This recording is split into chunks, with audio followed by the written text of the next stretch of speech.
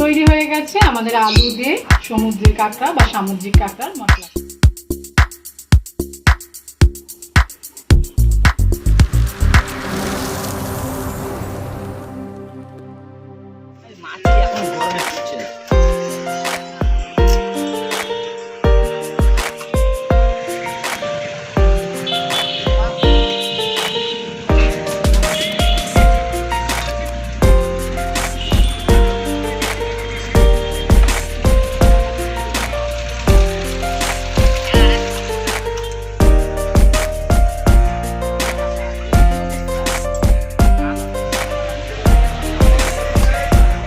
নমস্কার বন্ধুরা, অরিত্রিস কিচেন আরও একটা নতুন ভিডিওতে আপনাদের সকলকে স্বাগত জানাই। চলে এসে আজকে একটা নতুন রেসিপি নিয়ে আজকে আপনাদের সঙ্গে শেয়ার করব আমরা যে দীঘা বা সমুদ্রের যে কাঁকড়া খেয়ে থাকে সেই সামুদ্রিক কাঁকড়া দিয়ে আলু দিয়ে কারি আমি কী করে করি সবটাই আপনাদের সঙ্গে শেয়ার করব। ভিডিওটা স্কিপ করবেন না, পুরোটা দেখবেন। চলুন ভিডিওটা শুরু করি।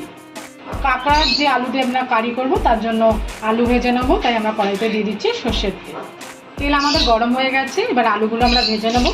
আলুগুলো আমি ডুমো ডুমো করে কেটে নিয়েছি। এগুলো আমরা এপিট ওপিট করে সুন্দর করে আলুগুলো ভেজে নেব।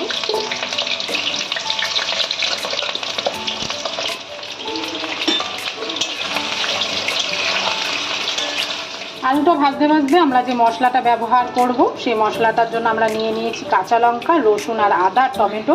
আমরা একটা মিহি পেস্ট করে নেবো এটা।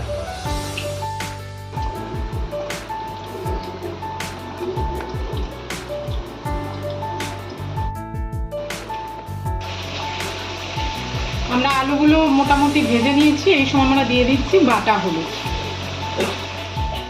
আর দিয়ে দিচ্ছি লবণ। বাটা হলুদ এই আপনারা অনেকেই ভাবতে পারেন যে হয়তো গুঁড়ো হলুদ আমি গুলিয়ে রেখে দিয়েছি। নয়, গুঁড়ো হলুদ নয়, এটা মানে গোটা যে বাজারে কিনতে পাওয়া যায় শুকনো হলুদ, সেটা আমরা ভিজিয়ে নিয়ে তারপরে শিলনোড়াতে বেটে রাখি।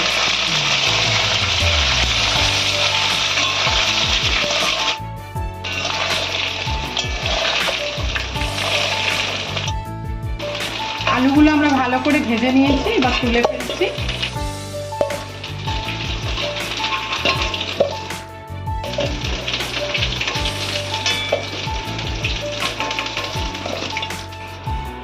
আমরা আলু ভাজার তেলেই দিয়ে দিচ্ছি জিরে আর তেজপাতা।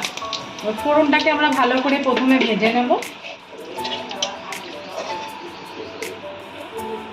ফোড়নটা আমরা ভেজে নিয়েছি, এবার কেটে রাখা পেঁয়াজগুলো আমরা দিয়ে দিচ্ছি। এখানে বড় বড় দুটো সাইজ বা বড় বড় দুটো পেঁয়াজ আমরা ঝিরি করে কুচিয়ে নিয়েছি।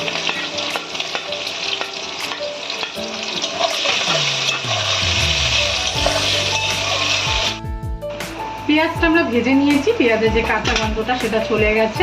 বেশি কড়া করে পেঁয়াজটা ভাজবো না। এখন দিয়ে দিচ্ছি এতে আমরা কেটে রাখা কাঁকড়া।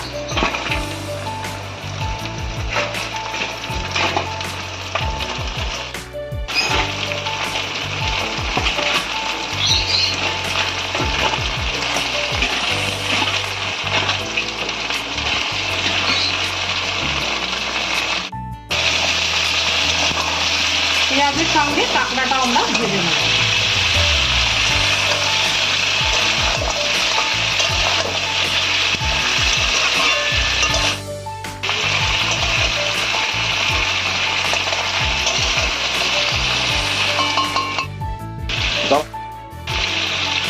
এবার দিয়ে দিচ্ছি এতে হলুদ বাটা, দিয়ে দেবো লবণ,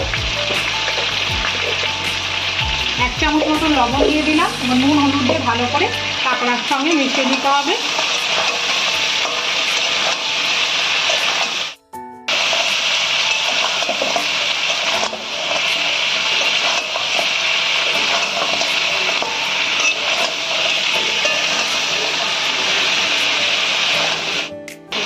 দিয়ে দিচ্ছি আমরা কাশ্মীরি লঙ্কার গুঁড়ো,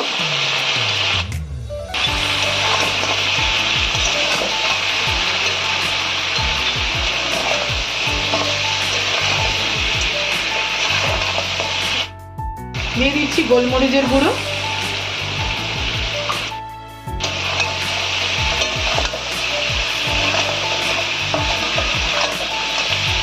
কাঁকড়াটা আমাদের ভাজা হয়ে গেছে। এবার এর মধ্যে দিয়ে দিচ্ছি যে কাঁকড়ার যে ঘিলুটা সেটা। কাঁকড়াগুলো এক সাইড করে নিয়েছি।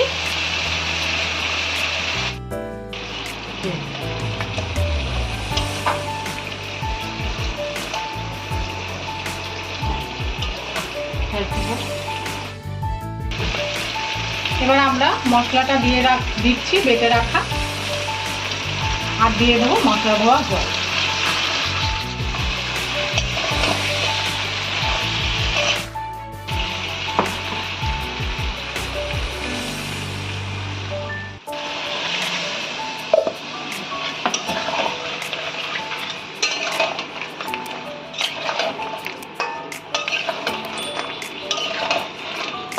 এবার ভালো করে কষিয়ে নিতে হবে কাঁকড়াটাকে।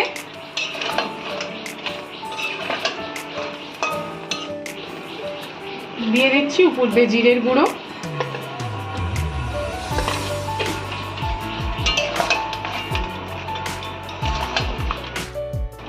আমরা একটা ঢাকনা দিয়ে আস্তে আস্তে কষাতে দেব।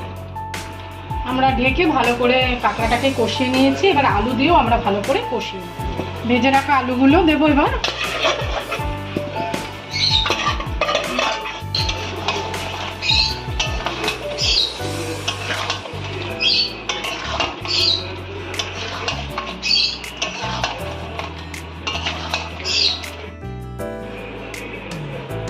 আমরা মশলার সঙ্গে আলুটাকেও মিশিয়ে নিয়েছি, আবারও আমরা 5-10 মিনিট ঢেকে কষিয়ে নেব।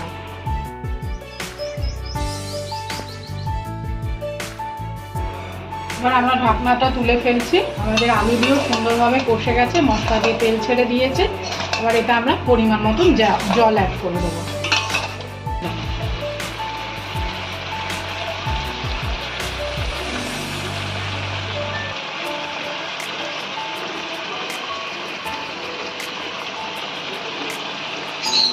আমরা জল অ্যাড করে দিচ্ছি।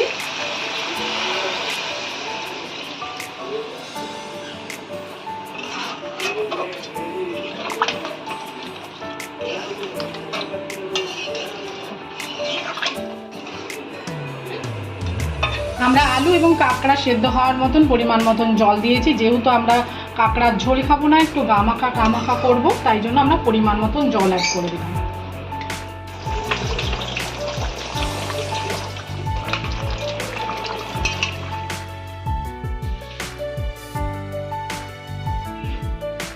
হয়ে এসেছে আমার আলু দিয়ে সমুদ্রের কাঁকড়ার মশলা কারি। এবার উপরে দিয়ে দিচ্ছি ধনেপাতা কুচি, আর দিয়ে দিচ্ছি বেটে রাখা গরম মশলা।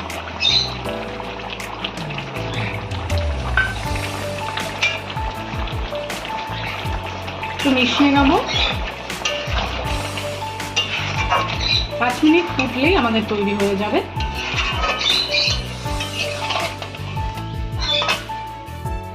তৈরি হয়ে গেছে আমাদের আলু দিয়ে সমুদ্রের কাঁকড়া বা সামুদ্রিক কাঁকড়ার মশলা কারি। আমরা নামিয়ে ফেলছি।